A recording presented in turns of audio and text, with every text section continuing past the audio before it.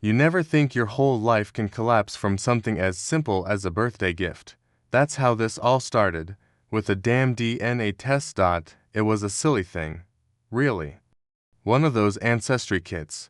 My younger brother gave it to me for my 37th birthday. You've always wondered where our weird curly hair comes from. He joked. We laughed, spit into the tubes, and sent them off. No one expected anything life-changing. At least, not until the results came in. I remember it like a movie scene. Me sitting at the kitchen table, sipping my usual morning coffee, sun coming through the window, dog asleep by my feet. My wife, Rachel, was upstairs getting our 8-year-old son, Ethan, ready for school. The email dinged. I opened it. Mostly standard stuff. Irish, English, a bit of Scandinavian. My brother's date aligned up perfectly with mine. All good, until I saw the family matches section. There was a note. Your child Ethan has been linked via family sharing. No paternal DNA match found. I stared at the screen, blinking. When I refreshed the page, opened it on my phone, double-checked the names and logins. There had to be a mistake. Ethan was my son, I had no doubt. I'd cut his umbilical cord. I'd held him while he took his first breath. I taught him to ride a bike, kiss scraped knees, read him bedtime stories about space and dinosaurs and brave little lions. I was his father. Except, genetically, I wasn't.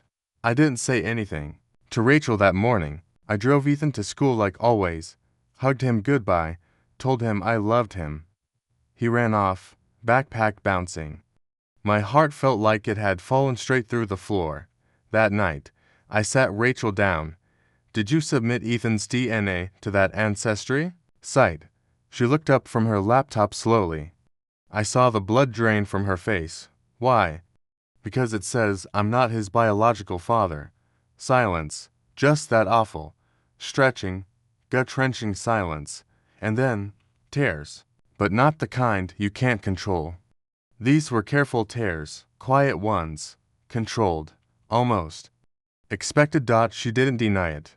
She told me it happened once, 9 years ago. A night she'd gotten drunk with a coworker. During a rough patch in our marriage, I just lost my job, we were barely speaking, and she was feeling neglected. That word hit me like a slap. I didn't know I was pregnant until weeks later, she said. And I was sure it was yours. I hoped. I prayed. I felt sick. She made the decision alone. Never told me. Never even considered telling me. She just moved on, built a lie on top of the truth and called it love. I wanted to scream. But all I could do was whisper, you let me raise a child, thinking he was mine, for 8 years. Without saying a word, she broke down then, fell to the floor, sobbing, begging for forgiveness. But there are some betrayals you don't bounce back from, some cuts that don't stop bleeding. I didn't sleep that night. I watched Ethan's baby videos instead. His first steps, his first words, the day we bought him his first bike. Me pushing him in the backyard, cheering him on, the way he called Emmy Dada when he had a fever and wanted to be held. And suddenly, I wasn't sure what hurt more, out the fact that Rachel cheated, or the fact that Ethan wasn't mine by blood. I'd lost both my wife and my son in one click of a button. But here's the thing no one tells you. Even when blood doesn't match, love still does. The next morning, I sat Ethan down. I didn't tell him the full truth. He was too young. But I told him I'd be staying with Uncle Mike for a while. That Mom and I were going through something. That I loved him more than anything. And that nothing would change that. He hugged me tight and said, "You're the best dad in the world." I cried in my car for 2 hours after that. The weeks that followed were hell. I moved into my brother's guest room. Rachel called every night. She wrote letters, emailed, begged, promised therapy, counseling, a second chance. She said Ethan needed me, that I was his real father, no matter what DNA said. But all I could hear in my head was that phrase. I hoped it was yours. That's not a mistake. That's a choice. I took a second test just to be sure. The results were the same. I also hired a private investigator to find out who the biological father was.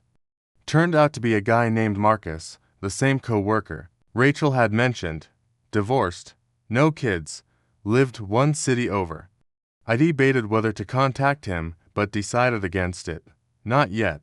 What would I even say? Hey, you unknowingly fathered a child and I've raised him his whole life, but now I'm crushed and want to give you a piece of the wreckage. No, I wasn't ready for that. Instead, I focused on Ethan. I picked him up every weekend.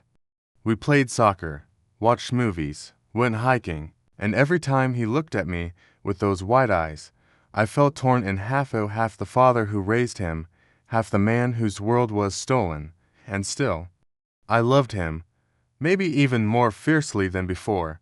6 months later, I filed for divorce. Rachel didn't fight it.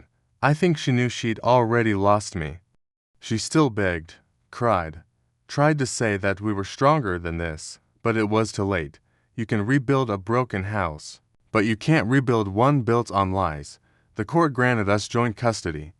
I made it clear I didn't want Ethan's biological father involved. Not yet.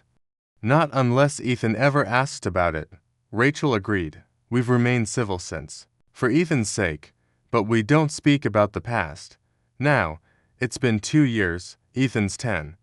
He loves chess, space documentaries, and drawing superheroes. He still calls me dad. Still runs into my arms when I pick him up. Still makes me Father's Day cards that say you're my hero. And every time, I hang them on the fridge like medals from a war I never asked to fight. Rachel has moved on. I think she's seeing someone. I don't ask. I don't care. As for me, I'm healing. Slowly. I still carry the scar. I always will. But I've learned something important through all this. DNA doesn't make you a father. Time does. Sacrifice does. Love does. And though the test changed everything, it couldn't change that. Ethan is mine. Not by blood, but by heart, and sometimes that's stronger.